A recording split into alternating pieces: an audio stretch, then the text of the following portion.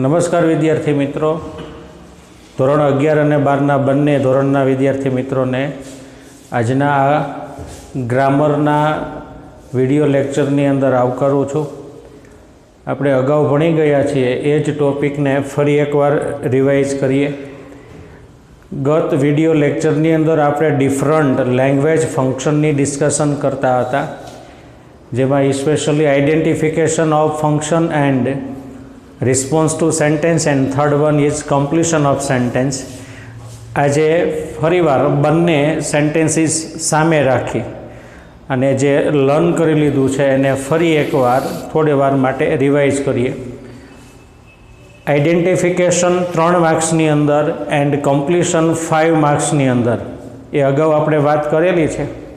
તો સેન્ટેન્સની અંદર કયું સેન્ટેન્સ ફંક્શન છે એ આઈડેન્ટિફાઈ કરવું, it is called identification of function.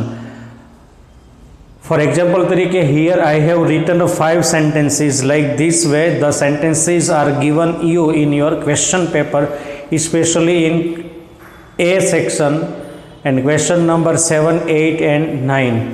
આ બધી મેટર આપણે સમજાવેલી છે. હવે if you work you will be active नानकड़ो अमथू सेंटेंस है. यदि आप काम करते हो तो आप एक्टिव रहोगे. जो तमे काम करशो तो तमे एक्टिव चपल रहेशो, कार्यशील रहेशो.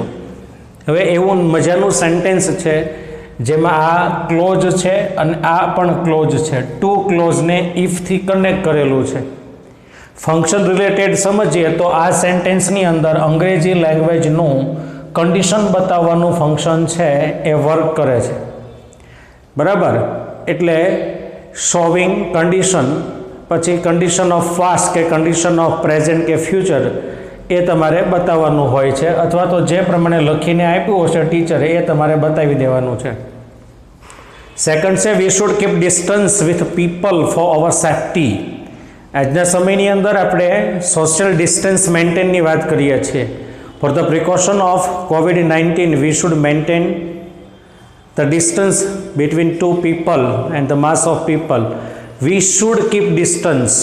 Sentence ની અંદર should આપેલું છે લેંગ્વેજ આઇટમ તરીકે. if લેંગ્વેજ આઇટમ છે, લેંગ્વેજ આઇટમને આપણે સંયોજક પણ કહીએ છીએ, એટલા માટે આ વાક્યની અંદર એડવાઇસ છે, આ વાક્યની અંદર સજેશન છે. બરાબર, આપણે આ ફંક્શન પણ શીખ્યા છીએ. પછી the box is too heavy to lift. Box એટલે ખોખું અને ટુ હેવી એટલે ખૂબ ભારે. ટુ એટલે ખૂબ અને હેવી મીન્સ ભારે. ટુ લિફ્ટ એટલે ક્રિયાપદ છે, ઊંચકવા. ખોખું ઉપાડવા ખૂબ ભારે છે. તો આ સેન્ટેન્સની અંદર લેંગ્વેજ ફંક્શન આપણે શીખ્યા એ પ્રમાણે શોવિંગ રિઝલ્ટ નામનું ફંક્શન આવે છે. ખોખું હેવી છે તેથી એ ઊંચકી શકતો નથી. So the box is too heavy to lift me. અહીંયા આગળ ફોર મી, ફોર અસ કે ફોર સુરેશ, ફોર હિના એવા કોઈ પણ અધર વર્ડ્સ તમે રજૂ કરી શકો છો. તો ધીસ સેન્ટેન્સની અંદર શોવિંગ રિઝલ્ટ નામનું function. Then I bought the same T shirt as you have. તારી પાસે છે એવું જ તે ટી શર્ટ મેં ખરીદ્યું હતું. તો સેન્ટેન્સની અંદર talking about thing in relation two something નામનું ફંક્શન છે. સેમ એજ, સચ એજ, લાઇક, અનલાઇક આ બધા કન્જક્શન્સથી સેન્ટેન્સ ફ્રેમ થતું હોય એ સેન્ટેન્સની અંદર talking about person, talking about place yeah talking about thing કોઈ પણ ચીજ, વસ્તુ કે પદાર્થની કોઈ સંદર્ભમાં વાત હોય છે. Now the fifth sentence is that no other bird is as beautiful as the peacock in India. ભારતની અંદર પીકોક કરતા કે પીકોક જેવું કોઈ પણ પક્ષી સુંદર નથી. તો સેન્ટેન્સની અંદર ફંક્શન પ્રમાણે જોઈએ તો આમાં શોવિંગ કમ્પેરિઝન છે, અથવા તો કમ્પેરિંગ બર્ડ છે, અથવા તો કમ્પેરિઝન છે. આ પાંચે પાંચ સેન્ટેન્સ છે એ પાંચે પાંચના અહીંયા આગળ બ્રેકેટની અંદર તમને ફંક્શનના નામ આપ્યા હશે. આમાં લખ્યું છે શોવિંગ કન્ડિશન, આમાં લખ્યું છે અહીંયા આગળ શોવિંગ એડવાઇસ, આમાં લખ્યું છે શોવિંગ રિઝલ્ટ, આની અંદર હશે ટોકિંગ અબાઉટ થિંગ, અહીંયા લખ્યું છે કમ્પેરિંગ બર્ડ. હવે એ ફંક્શન જે છે અહીંયા ટોકિંગ અબાઉટ થિંગ, તો તમારે આ આન્સર, બરાબર, ચોથાના આન્સરની અંદર ટોકિંગ અબાઉટ થિંગ લખવાનું છે. ચાલો, એ તો બધાને આવડશે. ત્યાર પછીની જે વાત છે એ વાક્ય પૂર્ણ કરવાની વાત છે, બરાબર. આપણને ક્વેશ્ચન પેપરની અંદર, બોર્ડની અંદર 11th 12th બંનેને ફાઇનલ એક્ઝામ જ્યારે આવશે ત્યારે 11thની ફાઇનલ અને 12thની પણ ફાઇનલ, અથવા તો કોઈ પણ એક્ઝામની અંદર, બરાબર, કમ્પ્લીશન ઓફ સેન્ટેન્સ પૂછાય તો તમને સેન્ટેન્સ 70-80% જેટલું રાઇટ કરીને ટીચરે પ્રોવાઈડ કર્યું હશે. આફ્ટર ઇટ બ્રેકેટની અંદર એકાદ કીવર્ડ અને જે તે ફંક્શનનું નામ આપ્યું હશે. વિદ્યાર્થી મિત્રો, આપેલા ફંક્શનની વાક્ય રચના અને જે અધૂરી વાત હોય, આ અધૂરી વાત છે, એને પ્રોપર થાય એવા વર્ડ્સ, અમારી આંગળી છે ત્યાં તમારે રાઇટ કરવાના છે. સામાન્ય રીતે કમ્પ્લીશન ઓફ સેન્ટેન્સની અંદર એક ક્લોઝ તમારે રચવાનું હોય. અહીંયા આગળ કર્તા ક્રિયાપદ કર્મ, અહીંયા આગળ કર્તા ક્રિયાપદ કર્મ નામનું ક્લોઝ છે તમારે રાઇટ કરવાનું હોય છે.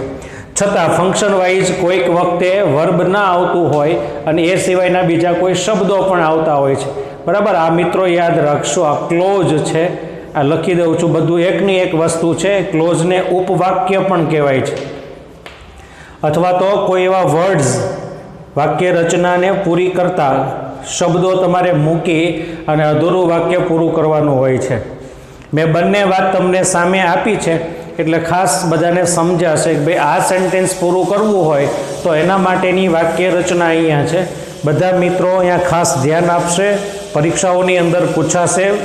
5 માર્ક્સનો પ્રશ્ન છે ત્યારે 5 માર્ક્સ આપણે જતા રહેવા દેવા ન જોઈએ. આપણા માર્કશીટની અંદર એ ચોક્કસપણે રાઇટ થવા જોઈએ. એ માટે કમ્પ્લીશન ઓફ સેન્ટેન્સ ખૂબ ઇમ્પોર્ટન્ટ છે. If Sonam walks in early then sentence is incomplete. હવે જે અનકમ્પ્લીટ પાર્ટ છે ત્યાં આગળ તમારે એક ક્લોઝ મૂકવાનું છે અને એ ક્લોઝ અહીંયા તમને બતાવ્યું છે એ પ્રમાણે વાક્યનો ટેન્સ, વાક્યના જે આગળ વર્ડ્સ છે એને મેન્ટેન કરતું ક્લોઝ તમારે રાઇટ કરવાનું છે, બરાબર. આ એક ક્લોઝ છે આટલું અને આ કન્જક્શન છે. મેં હમણાં વાત તમને બતાવી. આ ક્લોઝ છે. સેમ વે આ ઇફ અહીંયા કન્જક્શન છે.